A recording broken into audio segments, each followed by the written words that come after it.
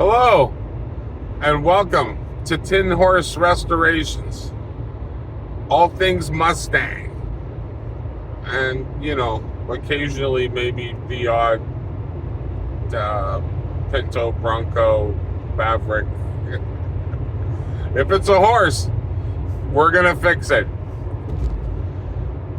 So, what's the purpose of this channel?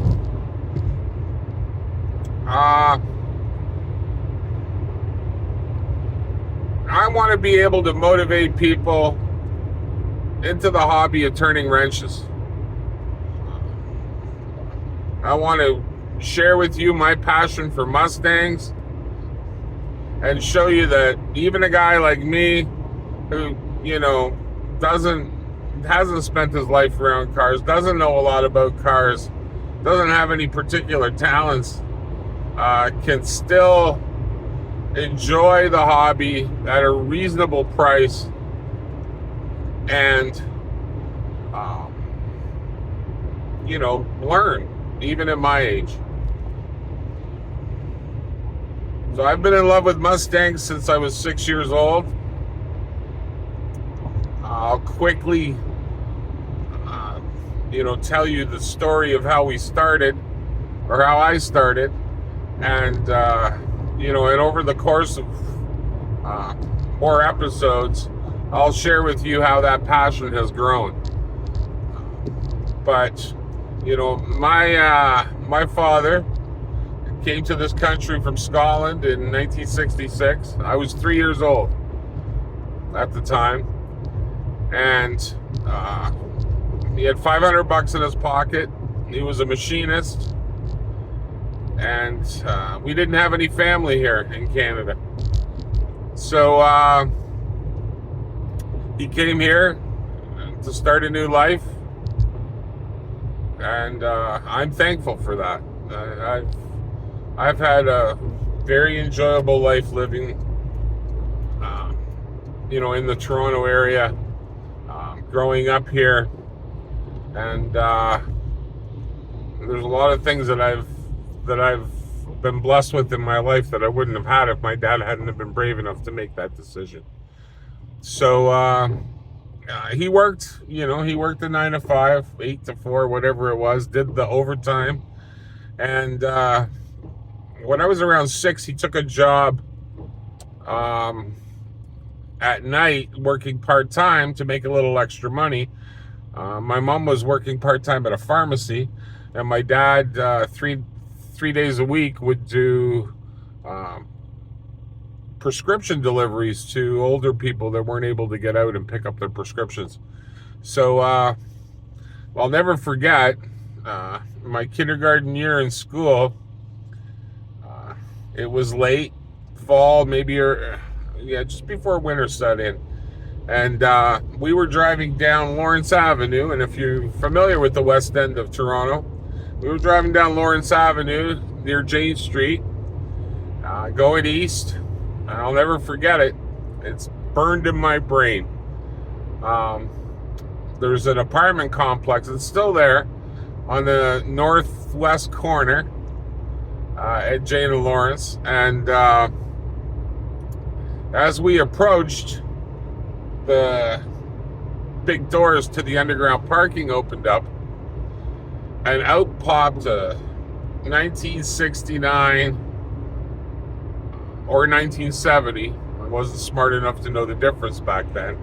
Boss 302 Calypso Coral with black stripes and rear window louvers.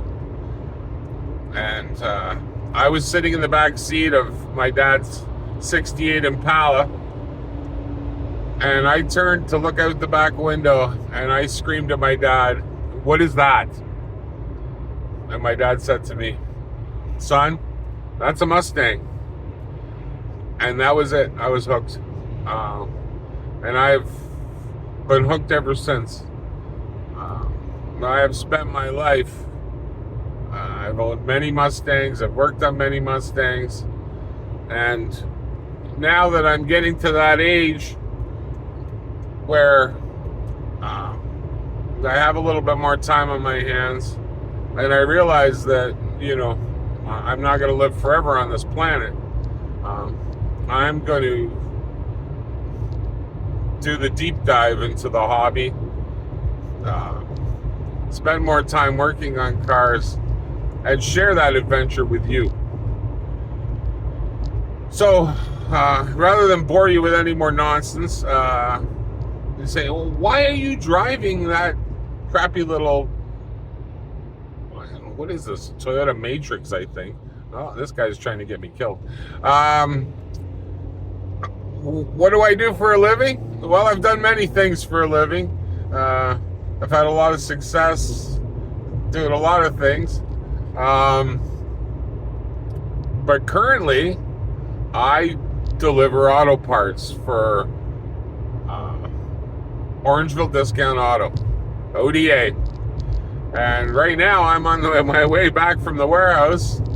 I've got some stuff in the back that I'm sure people are anxiously awaiting. And I've got a little bit of time on my hands to start off this video. So here's where we're at this week. This is the current project that we're working on. Today is Thursday. And I have been on, well, I'll tell you where this story started. It started last Sunday. I'm currently working on a 95, and I'll get more into that in another video. But safe to say that I was looking for 2 bucket seats because I do refurbished seats. I have a full sewing set up in my basement, machines and everything else. So, and my past life has afforded me the ability to be good at sewing and pattern making and everything else. So, I was looking for 2 seats. I'll elaborate more on the upholstery side of things as we move forward. But I was looking for 2 seats for the 95 because they've got the 2 seats that are in it are decent, but they're cloth. And I want leather, and I don't really like the 95 seats, to be honest. 94 to 98 is the year of the SN95s, and I'm not big on the seat style. So I was on some forums last weekend, and what I noticed was that if this is true, we don't believe everything we read on the internet, but old Colin here, I don't like to spend a lot of time reading other people's crap. So, to be honest, if somebody says something, I take it as gospel, and then I learn the hard way that maybe they're not being completely honest. So, I read that 9904 seats will fit in a 95. The only difference is that the seatbelt attaches to the seat in the 9904s, and it attaches to the floor in the 95. So you just remove the buckle side of the belt, and the seat is apparently interchangeable. So anyway, I'm sure I could make the sliders, the racks underneath work in some way. The seat doesn't look that much different, but styling wise, it's a little nicer. So I go on Marketplace looking for 2 seats. That's basically what I'm trying to do. I'm trying to say, and I find a car 2 minutes from my house, 02 V6. Guy's looking for $900. So I say to myself, hey, I'll just buy the whole car. I'll go over, pick it up, drop it off at my shop, and we'll go from there. So I'll take the seats, and I'll probably be able to part the rest out, maybe make a couple extra bucks. I get to see the car on the way home one night, and no, that car, 900. Anyway, I passed.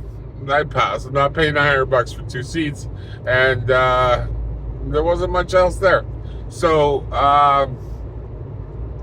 long and short of it was, I was a little disappointed. So I go home back on Marketplace, and my ADD kicks in, where, the first 3 ads that I look at for seats catch my attention, and then boom, there's something that's completely, different than what I was looking at, and then I forget all about the seats. So, I have a passion for 71 to 73 Mustangs.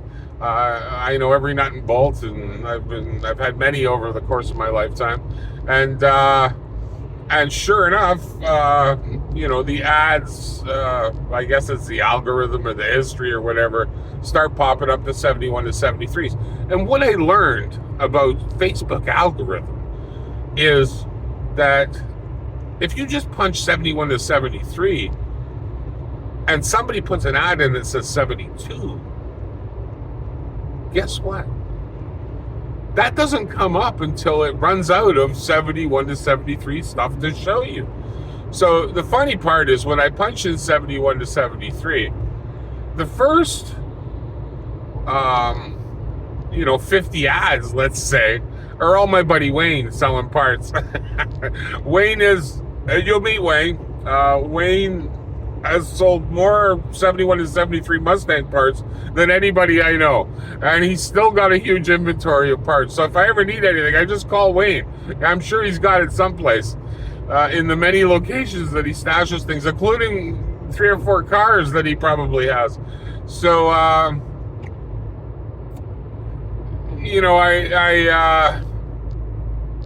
I'm sifting through all Wayne's stuff, Wayne, and I'm looking for anything that doesn't say Wayne on it. And, I get through all the 71 to 73s, most of it I've seen before. And then all of a sudden, 72 Mustang convertible pops up. And I'm like, wow, I'm happy to be the proud owner of a 71 convertible. Green. And guess what pops up? 72 convertible. Green. It's a shell. Not rolling. Definitely not rolling. So, I look at the ad, and of course, the dreaded 1, 2, 3, 4 in the price section. And I'm like, So, anyway, he's got 4 pictures of this green convertible that's been completely stripped, but doesn't seem to have any significant rust damage. So, it's lying at the end of a gravel driveway in the picture. So, it's late. My wife's already snoring, and and I'm snuggled in bed. And what I do, what any normal guy would do, I go, "How much you looking for the Mustang?" So. 10 minutes go by and I get a response, and he says, how much are you willing to pay? And so they're a little back and forth, and lo and behold, he has 2 of them. And the second one is a parts car, and I asked the dreaded question, how much do you want for both of them? And I got the horrible answer back. Make me an offer. Nothing I hate more than make me an offer, because you know what's coming next, right? It's that massive disappointment. You make the offer, you're scared to lowball, right? But you don't want to overpay. You haven't really seen anything. You just got, he went and sent me some pictures of the parts car. Oh boy. And then, mentions that it may be bent in half because the floor isn't really supporting the unibody anymore. And so, there, to say that there was large plants growing through the inside would be, a fair statement. But anyway, he says the car's complete, and all the parts are there. So this seems to have all the glass in it and everything else. So it had a roof on it. So how bad could it be? I'm sure it looked a lot better under 3 feet of snow maybe 6 months ago. But anyway, it's adjacent to the shell. So I text back, look, I don't want to insult you. I'm a Mustang guy. I'm on here looking for parts. The last thing I want to do is insult a fellow Mustang brother. There's kind of a code between us. You don't want, most guys are attached to things like that. They don't want to, you don't want to insult them. They take it personally. And then it's impossible to negotiate after that. So anyway, oh look, traffic's getting a little heavy. I live in the Orangeville area, and today's day one of the Canadian Open. So anybody you're not going to be watching this video for a long time because it's going to take a while to launch the channel, and with the channel technically isn't even up and running yet when I start shooting this. But yeah, I'm stuck in Canadian Open traffic. So back to the story. So anyway, I'm not in a good mood. I didn't get my seats. The guy wanted too much for the 2002. I don't think any price. The wreckers told me give him $400, and I just looked at him and I said, "And you didn't take it?" So I felt bad for the guy. So anyway, another Mustang family. It was a kid I was buying the car from, and the father, he told me he had just got rid of his SVT. So anyway, back to the marketplace story. I look at the bank account. Okay, I don't have any money. I don't make good money, so I don't have any money. So, I thought, well, what can I sell? And do I need another car since I have 3 on the go right now? None of them are finished. No, but you never know, right? Because you're planning a channel and the future's coming up, and eventually the other 3 are going to get finished. So why not, right? There's about 14 OPP officers there parking cars. That's costing money. I hope the taxpayers aren't paying for that. So anyway, I blurt out the proverbial. I look at. He says there's a really good door and there's a quarter panel, that hasn't been put on the car yet, and for the passenger side, which is not showing in the picture. So I say, do the math in my head. I look at the shell. I figure, parts on the other car. And I said, well, how can I turn a profit off of this if they're both crap, right? So I said, you know what? $1,000 sounds like a nice round number. If I got those 2 for $1,000, I'd be pretty happy. So I text him back because I don't want to insult you. I'm sorry. I said, but best I can do is $1,000. What do you think the response was? When can you pick them up? Oh, so the joy comes over you, and you feel that warmth run through your body, and then the realization that these cars are a long way away, and I don't have a trailer. So, parts car, 4 wheels were locked when he parked it there. So, and that was years ago. So you can guess, where we're at now. So that's problem number 1. The shell they don't have any wheels. So that's problem number 2. So I called my guy, Motion Trailers, out in Alliston. It's the guy I use whenever I need a trailer. He's got beautiful stuff, reasonable prices. I call him up. I said, I need a car hauler. And he goes, I can hook you up. He says, I got a wood bed and no winch. Well, that's a problem. So I said, well, I don't want to damage. I know with the trail, he's got an 18 and a 20, and I know they're in really good shape. And I explained to him the situation. He goes, yeah, you're going to chew up the wood bed. So, and he said, I don't know what good it's going to do you. We don't have a winch. So, the MacGyver brain starts working, and I'm thinking block and tackle, hook to the trailer, hook the rope to the ball, pull the car up with the block and tackle, and then and then immediately, it turns to a horror movie, and I think of all the things that can go wrong. So, back on Marketplace. I swear to God, 2 minutes into Marketplace, trailer for rent, $75 a day. So what do? I text him. I have a problem.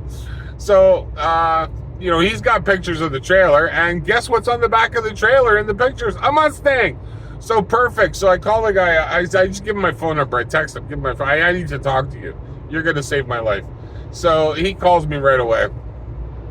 I said, what's the deal? And he says, I got a car hauler, checker plate, base. It's 20 years old, rusty. And he says, I got a 10,000-pound winch on it. And I said, I need it for 2 days. And he says, how's $150? Okay. Sounds good to me. 20 minutes from my house, and it's on the way to picking up the cars. So, I work out that deal with him. I booked the trailer. So today's Thursday. The trailer is booked for 8 a.m. Saturday morning. Now we deal with the real problem. I don't have any help to do this job. So how am I going to pull this off? That's the question. How am I going to do this? So right on the phone to my son. Not a wrench turner, but a passionate Mustang lover. He's got an 05 that's seen better days. So anyway, and I'm sure he's waiting for the day that, I cack so that him and my daughter and my stepdaughter we'll get into that story. Have something to drive and remember me by. So I better hurry up and finish those cars because I could go any day. So especially doing this. So anyway, phone my son up. He says, I can give you Sunday. I said, okay, perfect. So I do the math. So for the people that don't live in Southern Ontario or aren't familiar, this isn't going to make much sense to you, but for those of you that are watching this that do live in this area, I live in Orangeville. Orangeville's 45 minutes an hour northwest of Pearson, on the way to Owen Sound. The cars are almost in Port Dover. And if you're a biker, you know where Port Dover is. Especially if you're local, because that's the gathering point for Friday the 13th. So, technically, he claims he's 10 minutes south of Brantford. So I do the Google, and, Google says an hour and 54 minutes. I'm not going to, via 407, I won't be towing the cars on the 407 and paying, fees. So we're going to call it, let's call it 2 hours and 15 minutes there, 2 hours and 15 minutes back. So now we're into 4.5 hours, and we'll leave 2 hours for hooking her up. It's probably not going to take that long, but let's go with that. So that's 6 hours. I'm picking the trailer up at 8 a.m. on Saturday morning because the guy's got some birthday party for his daughter to go to. And I have to have the trailer back at 6 o'clock on Sunday. We have a wee bit of a problem because I got to make 2 trips. And 6 and 6 is 12. And 12 on Sunday puts us into the wee hours of the morning. I'm not leaving the house with my son at 6 a.m. Plus, my son's got to be back at 4 in the afternoon because, my granddaughter's got summer hockey, spring hockey, winter hockey, 3-on-3 hockey. She plays hockey every day. So, anyway, long story short, I make the executive decision to do the shell on Saturday and the parts car on Sunday. At least with my son's help, we should be able to get the parts car on Sunday without any problems. The problem then becomes, what if I run in, I'm an old fat guy. What if I run into trouble on Saturday by myself? I'm in the middle of nowhere. Apparently this guy's not going to be home. I got to send him the money and do this on my own. So I call, what's the logical thing when the guys at work say to you, oh, sorry, I'm busy. I'm going to a medieval festival. So I don't have anybody, and I can't call Wayne, my buddy, because Wayne's going to the cottage with his family on the weekend. So I call my daughter. She wants to spend some quality father-daughter time with me.